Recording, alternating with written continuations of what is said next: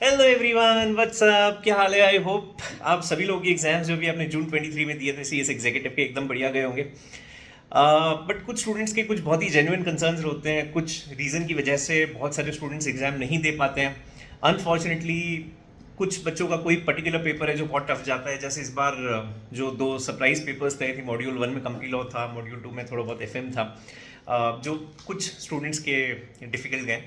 अच्छा, सो एक बहुत कॉमन क्वेश्चन जो मैं कॉन्स्टेंटली रिसीव कर रहा हूँ in my inbox is the thought between old syllabus and new syllabus, कि सर अब हम लोग को ओल्ड सिलेबस के हिसाब से एग्जाम देनी चाहिए, फिर न्यू सिलेबस के हिसाब से एग्जाम देनी चाहिए।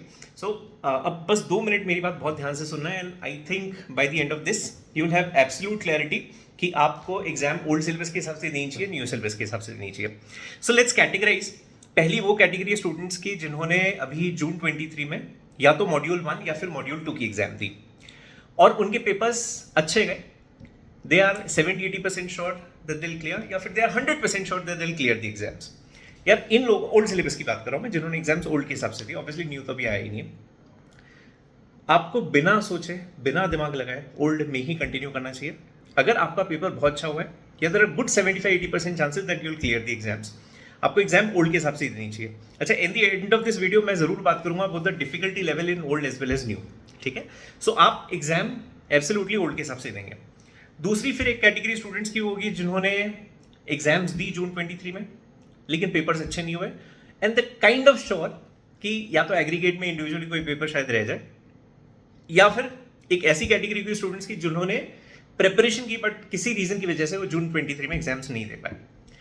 तो अगर आपके दोनों मॉड्यूल्स बचे हुए हैं, right, hear me very very clearly, अगर आपके दोनों मॉड्यूल्स बचे हुए हैं जो आप एम कर रहे थे दिसंबर 23 में देने का, और आपकी प्रिपरेशन काफी अच्छी हो गई है, एक मॉड्यूल आपका बहुत अच्छे से हो गया, दूसरा मॉड्यूल अब आप उसकी तैयारी चालू करेंगे, या एक मॉड्यूल 70-80% हो गया, दूसरा मॉड्यूल प्रॉबेबली अब आप स्टार्ट करोगे, even in that case I think you should stick to the old syllabus. अगर दिसंबर 23 आप एम कर रहे हो आपके एग्जाम देने के लिए, आपको लगता है आप दोनों ग्रुप बहुत अच्छे से प्रिपेयर कर लोगे। अच्छा, एक कैटेगरी वो भी होगी स्टूडेंट्स की जिन्होंने दिसंबर 22 में एक आध मॉड्यूल क्लियर कर लिया। आप लोगों को सोचना भी नहीं चाहिए, अगर आप दिसंबर 23 में दूसरा मॉड्यूल दे रहे हो, मतलब 1 क्लियर हो गया, 2 दे रहे हो, या 2 क्लियर हो गया, 1 दे रहे हो, आपको ओल्ड के हिसाब से एग्जाम्स देनी चाहिए, आपको बिल्कुल न्यू में स्विच नहीं करना है। सवाल ये आता है कि सर स्विच किसको करना है न्यू सिलेबस में, कौन सा ऐसा स्टूडेंट है जिसको एक्चुअली में स्विच करना चाहिए। अच्छा, पहला वो जो जून में एग्जाम दिया या नहीं दिया और दिसंबर में वो एक ही मॉड्यूल दे रहे हैं, दोनों नहीं, दिसंबर में अगर एक मॉड्यूल दे रहे हैं और उनका एम था कि जून 24 में हम लोग दूसरे मॉड्यूल की एग्जाम देंगे, आई थिंक ये वाली अगर कैटेगरी स्टूडेंट्स की, they should absolutely switch to new syllabus. इन्हें 100% न्यू सिलेबस में स्विच कर लेना चाहिए, और उसके रीजंस मैं आपको बताता हूं कि अब जो भी ऐसे बच्चे जिनके दोनों ही ग्रुप बचे हुए हैं, राइट, और दिसंबर में वो दोनों दे भी नहीं रहे, इनफैक्ट एक दिसंबर में दे रहे हैं, एक जून में दे रहे हैं। सो एक पहला जो क्वेश्चन आता है वो क्लासेस को लेकर आता है।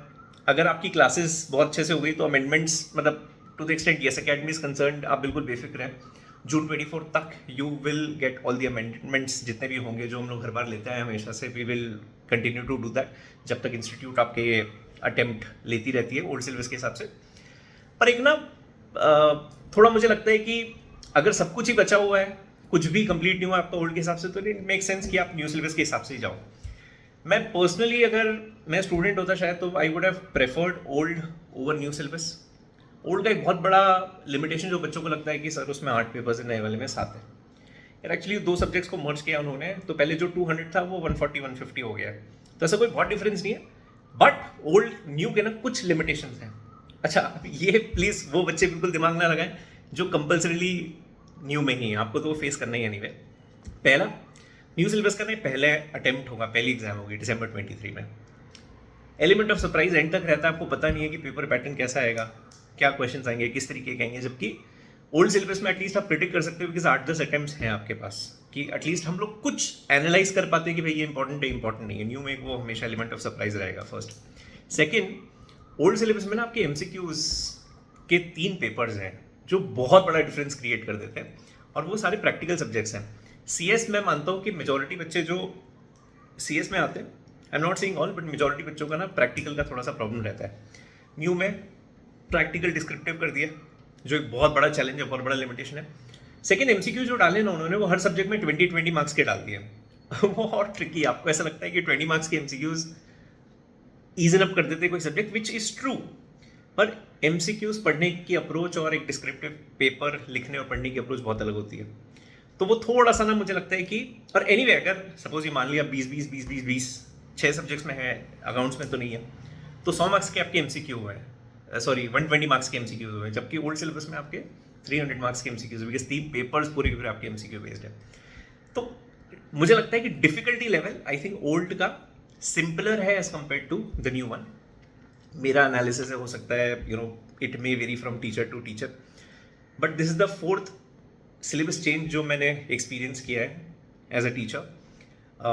तो from past experience I can definitely analyse this more appropriately. तो यार ये मेरा टेक है, मेरा स्टैंड है। I hope this is clear to you कि भाई आपको ओल्ड देना चाहिए फिर न्यू देना चाहिए।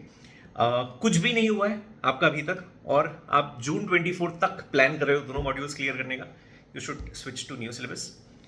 एक हो गया है, या दोनों आप दिसंबर 23 में देने की तैयारी कर रहे हो, या एक ऑलरेडी क्लियर हो गया और दूसरा अब आप दिसंबर में देने की बात कर रहे हो, I think in that case you should stick to old syllabus. So ये मेरा टेक है। I hope this video was of some help and must have brought in some clarity to you. Wish you a very, very good luck. Take a very smart decision. It is a very, very important decision, very important call. Yeah. Thank you so much. God bless. Take care. Bye.